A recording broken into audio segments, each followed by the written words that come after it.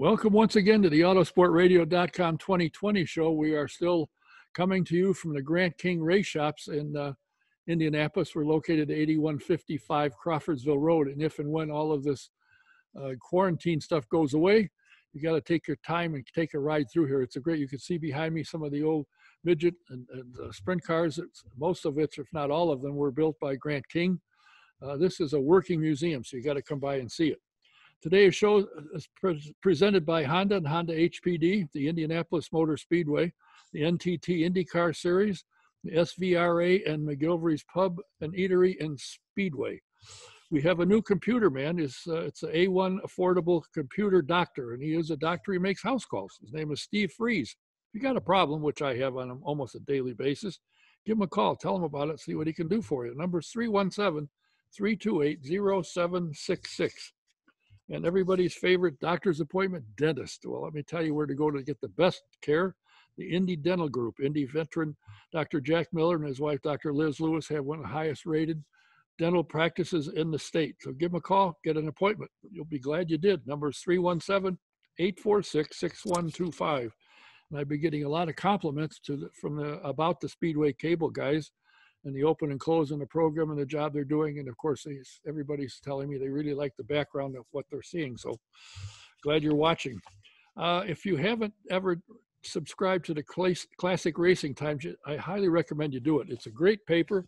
It's a newsletter. It gives you all kinds of information on days gone by, where they are, who they are, and what they're doing. So if you get a chance, go to classicracing.com and subscribe to it. It's a great little newsletter. If you've wondered why do guys and gals want to drive Indy cars at the speeds and so forth, well, why not find out? Take a ride in the Indy Racing Experience two-seater. You can go to indyracingexperience.com, find a date that'll work for you. Then in the promo box, put DK1, you get a 50% discount, or you can call Shonda at the office. Number is 317-243-7171. Is it time for insurance for your home, your car, or commercial property? Do what we all do. Call Mike Pardee at VP Insurance. He's located at 5004 West 16th Street in Speedway.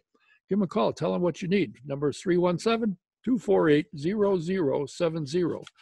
And if you're into vintage racing, you got to subscribe to Speed Tour magazines. Go to svra.com and subscribe. It's a great first-class magazine. Find a lot of stories about vintage cars, older drivers, and find out the cars and the drivers are on the track running somewhere. So check it out, svra.com, and subscribe to Speed Tour. Do you have a vintage car that you need restored or you want to get one? The place to go is at Grant King Race Shop. Give them a call. Tell them what you got or what you're looking for. They can help you in all phases. Number is 317-820-3595. My guest today is in motorsports, but that's not all he does. How in the world he gets away on weekends is beyond me. But he is the president of Andersen Interior Contracting. He's the best-known contractor, remodeler on the East Coast. He does walls, ceilings, doors, cabinet work, and they employ more than 300 people. And he does work in office buildings, schools, hospitals, retail establishments, themes parks, and other public facilities. But that's not all. He's the promoter and CEO of the Indy Lights Championship presented by Cooper Tires. He owns a little resort in New Hampshire. The cottages at Spofford Lake, 14 units. If you're out in the East Coast, you want a good place to stay, I recommend it. If Dan's got it, it's got to be good.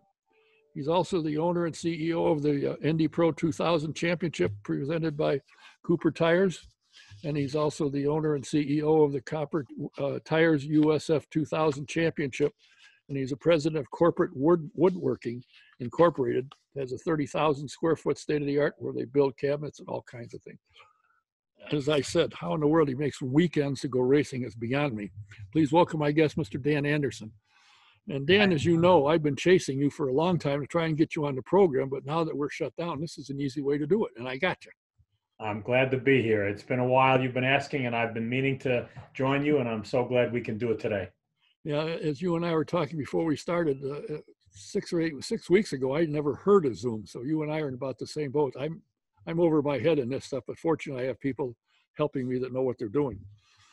How are things going for you? How is the series looking? The Road to Indy program has done super, super well and done exactly what you intended, what it was intended for. Are you surprised at the success that you've had? The Road to Indy has been around now in its current configuration for about 10 years. But we've been doing things like USF 2000 since the early 90s. IndyCar, as any sport needs, they need a grassroots feeder system to train and develop talent and move them up. Nobody becomes an IndyCar driver right out of a street car. They've got to learn how to drive an open wheel car. They've got to learn how to compete. And there's so many other things that are involved in the training of a driver. The PR side, the dealing with sponsor side, seeking sponsors. It's a very complicated business, as you well know. And the Road to Indy has evolved, and I'm very proud of the job my staff does in covering all of those bases that I just mentioned. We develop a lot of talent, and in recent years, it's been phenomenal. We've graduated so many drivers up into IndyCar. The program is indeed working. I think as 3 steps, it's a proper break in horsepower and lap speeds, etc. We take the kids out of amateur racing or lower levels of racing or go-karting. We put them in USF 2000. We advance them to a more downforce car and a more technologically advanced car with more horsepower when they move into Indy Pro 2000. And then they get into a real race machine in Indy Lights. Not that the others aren't, but Indy Lights is a over 200 mile an hour race machine at the Indianapolis Motor Speedway. It's a car that's probably faster than cars went not that long ago at the Speedway, Indy cars. So we are proud of the program that we've developed. As I say, I've got staff on every level, from the competition side to the PR side to the hospitality side, all doing a great job for me. And it's a good program. And I got to thank Diane for making this happen. I've been bugging her about it, and finally we got it to work out. But you know, Diane is one of a great staff of PR team that we have. She does a terrific job for us. You know, it's got to make you good when you hear the starting field. I think it was last year or the year before, of the starting field, there's like 23 graduates from your Road to Indy program, and that's got to, because it registers. And I've talked to, you know, like Marcus Erickson. Is this the place, as the Road to Indy program? He said, there's no place like it. If you want to learn to drive a race car, this is where you learn. It's doing the job, and it's kind of fun to walk the grid of the 500. I feel like these are all my kids, and they remember me. Sometimes I wonder if when they make it to the big time, will they forget Dan Andersen? But they tend to remember, and they are for the most part appreciative. I think everyone is appreciative of the chance they had to climb the ladder. And it was worthwhile. As you win one series, you get a scholarship to move up, so that makes it a little bit easier to be able to advance and take your talent and work your way up. Interesting to me, a lot of the drivers that have gone from Indy Lights up to IndyCar say the IndyCar is easier to drive than the Lights car. The Lights car has a lot less downforce, and it can be a lot to handle. I would agree with that. I've talked to a number of drivers who've made that jump. And on certain courses, the IndyCar is a handful. You're dealing with way more horsepower. But when you're dealing with high-speed corners, you're on the ragged edge with a Lights car. So they learn well. Yeah, it's interesting, and I find it fascinating the number of European drivers that are coming here to learn to drive the cars because they don't have anything that equals what you have here. That's true. That's true, and we welcome them.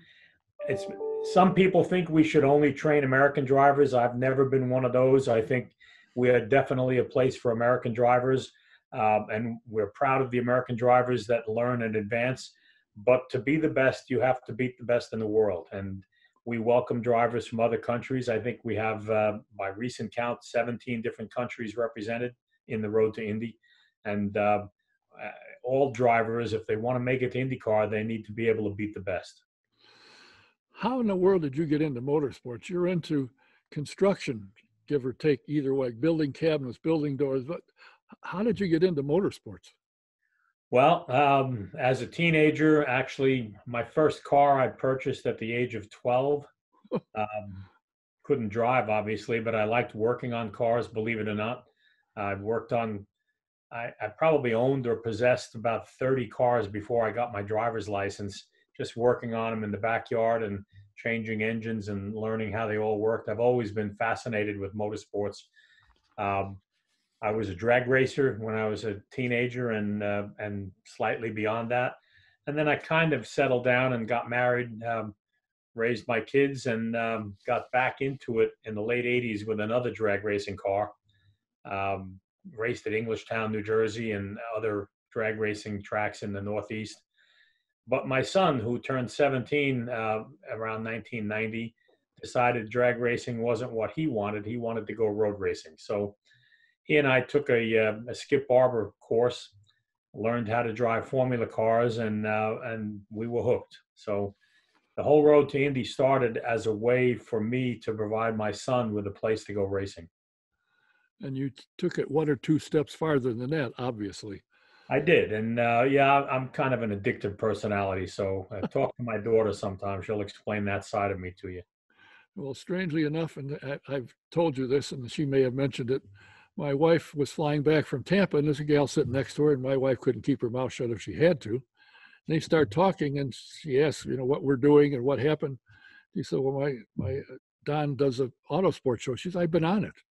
So from there on, Sharon said that was the quickest flight she ever made from Tampa because that's all they talked about together and how she's in it. I'm very proud of my daughter, Michelle Kish. She actually runs the Road to Indy. I sometimes joke that I'm the cardboard cutout that stands up in front, but she's the one doing all the detail work behind the scenes. Yes, and I've had her on the program. I couldn't get you, but I did manage to get her once. She's the important one, Don. And one business you didn't mention, her husband runs Andersen Race Park in Palmetto, Florida, which is an outdoor go-kart facility that I also own. I thought I mentioned it. I was just looking for that thing. I don't know what I did with it because I know I got it here somewhere. How did you end up getting a racetrack? It's a mile course, and you have all road course, and you have karting and regional events and corporate events and training and preparation and repairs. How did you get into let's buy a racetrack? Well, about 10 years ago, I owned a race team. We were actually entering cars in, I wasn't the promoter at that point. I had sold the USF 2000 series in 2001, took a few years off, and then came back as a team owner and ran a USF 2000 and then a Star Mazda team and then an Indy Lights team called Andersen Racing. And on the Indy Lights level, we were partners with Bobby Rahal in the Rahal, Letterman, Andersen Indy Lights entry with drivers like J.R. Hildebrand, Jonathan Somerton, several others that we entered for several years there. And then IndyCar got me back into the Road to Indy by encouraging me to restart the USF 2000 series, which had fallen by the wayside. But in that time frame of being a team owner, I had a shop in New Jersey, and we decided that it would be better to have that shop located down south. An opportunity came along with a track that was in financial trouble. It had only recently been built, but it was struggling. And it was the perfect place to park my Formula car team. The track was a mile long. We could do some shakedown runs. It wasn't a true test track, but we could change an engine, change a gearbox, and take it out on the track and run it. And as a side business, the go-kart track was operating. So it's no longer a test track for those kind of cars, but it's a pretty popular go-kart track. And if anyone's in the area, give me a plug there. I haven't paid for a 30-second spot, but maybe you can help me out. Well, be glad to. And I've heard nothing but good things about it. There's a guy I think you've probably run across at one time or another, Neil Andersen. I'm sure you've heard of him somewhere. And if I'm not mistaken, some of his cars run there on occasion. He comes down there. Yeah, Neil Andersen is a friend of mine. His son RC go-karted at our track before he became an open-wheel driver and graduated through the ranks up to IndyCar, actually. No, Neil and I do a lot together with his Lucas Oil School. Yeah, Neil is a one of a kind for sure. Now, how do you find the time with your construction business, your contracting business, and motorsports? I know you told me, I think it was last year, that your wife isn't real happy. You're gone 5 days a week working, and then on weekends you're gone again. Well, I'm married 48 years now, Don. Oh, she put up with it then. Okay. Yeah, put up. What I learned a very long time ago as a businessman, and I am, I guess, a serial entrepreneur, but as a businessman, if you want to succeed, you have to build a team. And racing is very much a team sport, but so is business. You have to have solid, talented people around you. And not just strong resumes, but they have to be people that have bought into your dream. And that's what I've been able to do. And the people run these businesses, the people that share my vision, that understand what I'm trying to accomplish and come to work with a positive attitude. You have that and you can run any size business you want, because physically I don't do all the work, but I have strong people in every department, and proud to be the front guy for those people. Well, if you were to sit and talk to Roger Penske, you'd hear almost identical. He doesn't run everything, but he's got the right people in the right place to make it happen. And that's what it takes. Roger has been a role model for me. I've only met him a few times, but I've watched his operation and I admire quite a lot the way he runs his organization, the attention to detail, the striving for excellence. And I use him as an example to my people as how to run a business. So yeah, Roger is a great role model. Well, it just seems when I was looking over your bio, the connection between motorsports and construction there is no connection, but obviously it's something to you to get away from your business world and have fun. Well, I love motorsports, and there is more connection than you may realize. I mean, we have construction-related businesses participating in racing for the business-to-business experience that is offered by racing. Motorsports is a terrific sport for companies to get involved in and participate in. They can bring their guests and get truly behind the scenes. There's not that many sports where you can walk into the dugout. In racing, you can shake hands with the drivers very easily, get to know them, go into their garages. There's just a lot going on. We have a long-term partnership with Allied Building Products. They are an international company that sell building supplies. They've been supporting the Road to Indy for all of its 10 years now, bringing their guests to our tracks, doing race control tours, garage tours, etc. So we kind of weave the two together, the construction industry and the racing industry. We have a new construction contractors club where we invite construction-related businesses to come and share hospitality suites with other construction-related companies and enjoy a race and do some business-to-business networking. So it all can overlap. And as I said earlier, it's a team sport, and construction is very much a team business. When you're on a job site, a lot of different subcontractors have to work together. The plumber, the electrician, the carpenter, the painter, they all have to time their work and interweave their tasks to come out with a job on time and under budget. And it's very much a team sport, just like racing. So there's a lot of similarities. I am a retired electrician, and Really? I understand fully my dad was an architect, and somehow back in the late 50s and early 60s, it wasn't that hard to call up one of your contracts, say, hey, my kid needs a job. Sure, come on. And I ended up getting in the electrical business, which I loved. It was great fun, but I found that I got a lot of work. When I went to Florida, I became a superintendent of an electrical contractor, and I got more work by just sitting down and going in to sell a job, but talking about motorsports. And of course, everybody knew AJ Foyt. Yep. I said, do you know AJ? Yeah, as a matter of fact, I do. I sold more jobs and got more contract signs starting out talking about motorsports.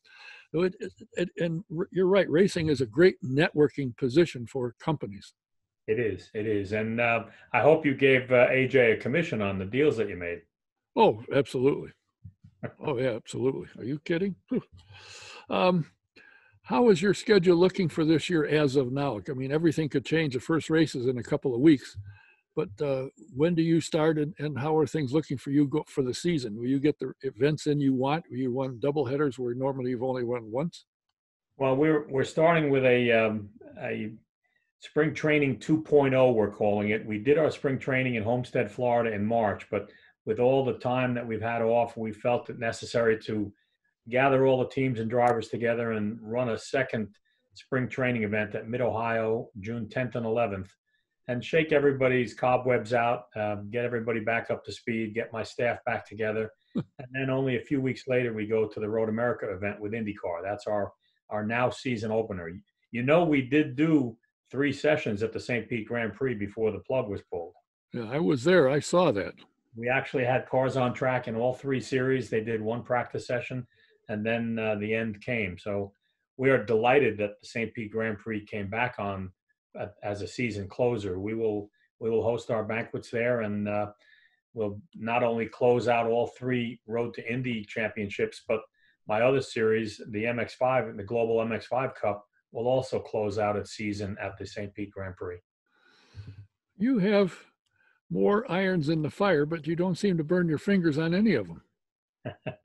Well, that's not true. Uh, I make a lot of mistakes, Tom, but if you're an entrepreneur, you learn how to scramble and fix the mistakes quicker than anybody else. So that's how it all comes together.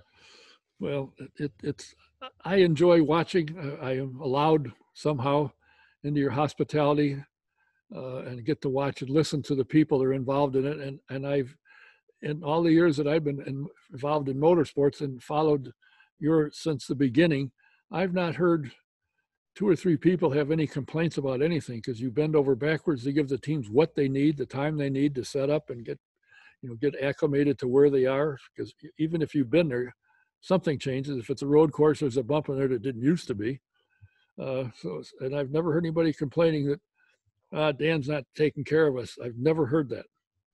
Well, I'm glad. I mean, we don't do everything right, but we intend to try to do everything right. And when we mess up, we do our best to fix it.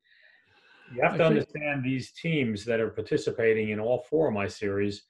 They're small businesses, and they have challenges to make their payroll and to make their year come out financially. And I have to keep my heart for those small businesses and make sure that I give them something that they can operate a business profitably at. So we take all that into consideration when we make rules changes.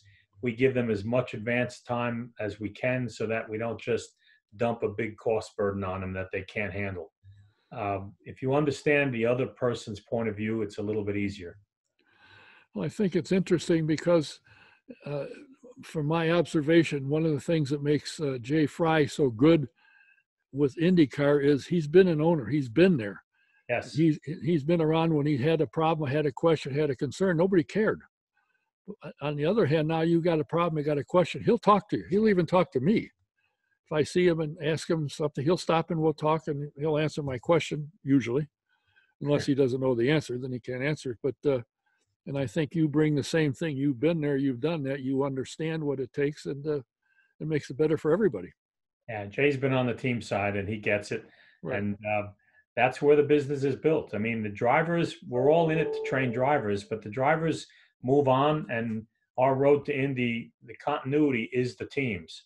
So we need to make sure that we're providing a platform that the teams can function in and operate profitably and continue their businesses. How has the iRacing been going for you? I've been following it. Very well. I'm not being technologically strong as an old man. I am fascinated by how real it is.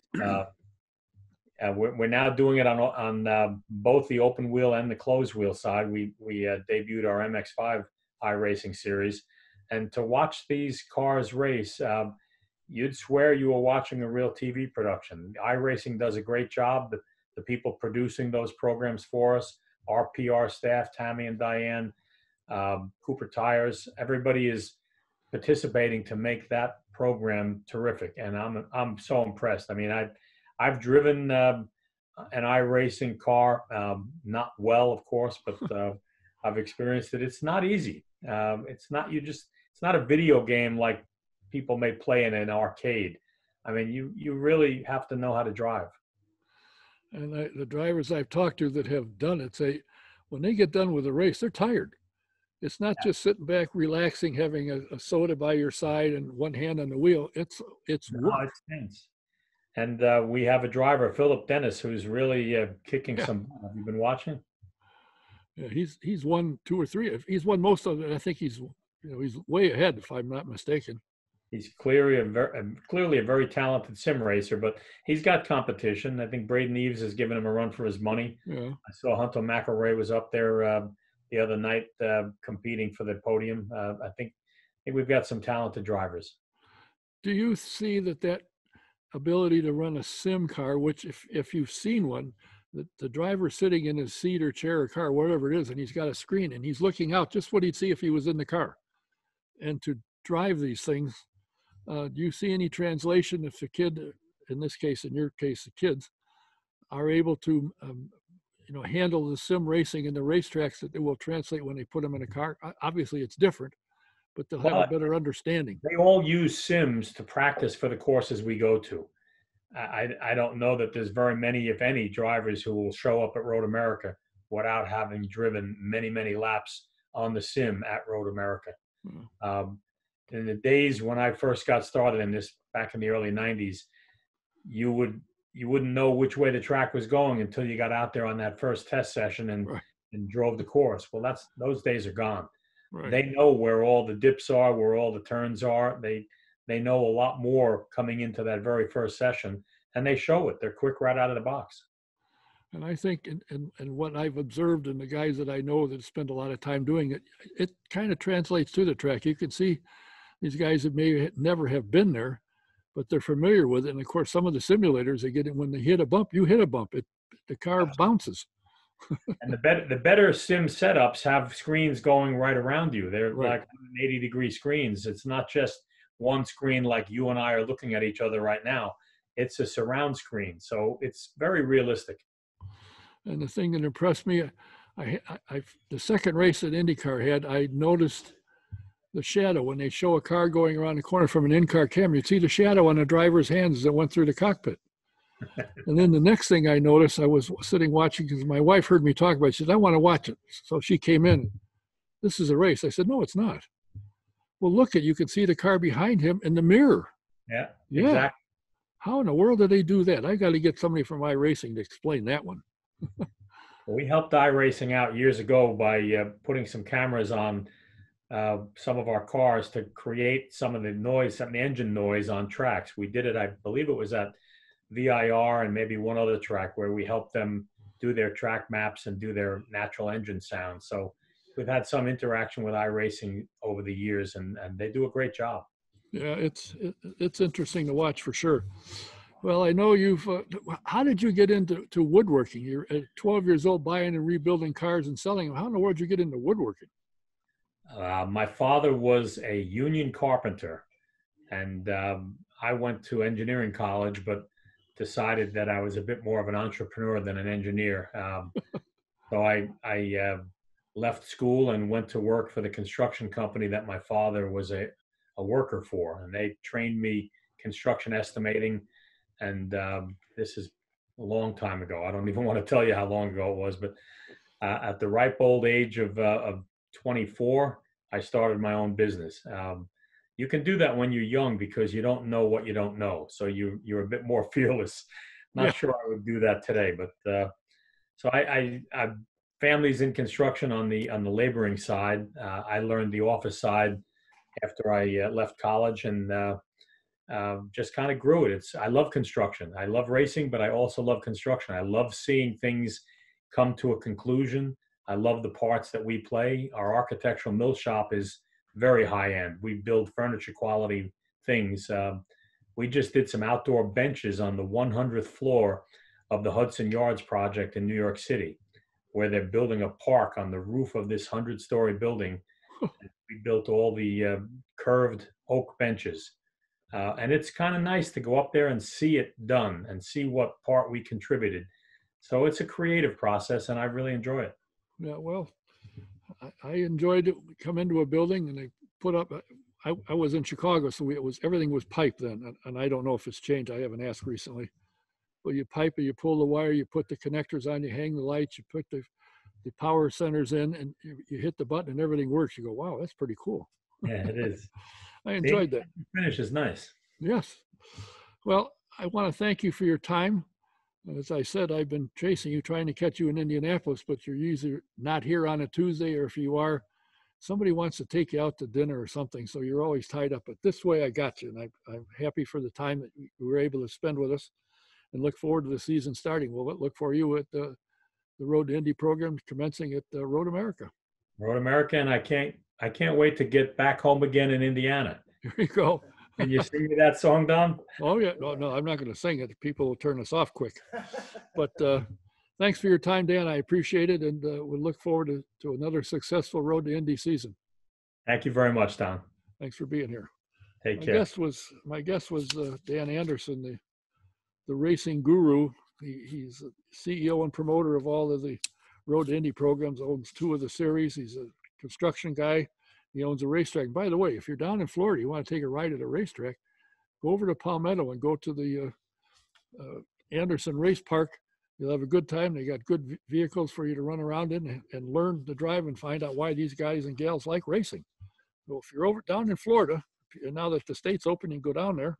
In fact, in October, when they run the final, go down a couple of days early and go over there and run the course, get an idea of what it's going to be like when you see the cars in St. Pete. And they'll all be, his Road to Indy program will all be in St. Petersburg. I want to thank you for watching. We'll be here with a couple more guests we have lined up. But until the next time, Don Kay saying thanks for watching. Thanks for being here. See you the next time. Good night.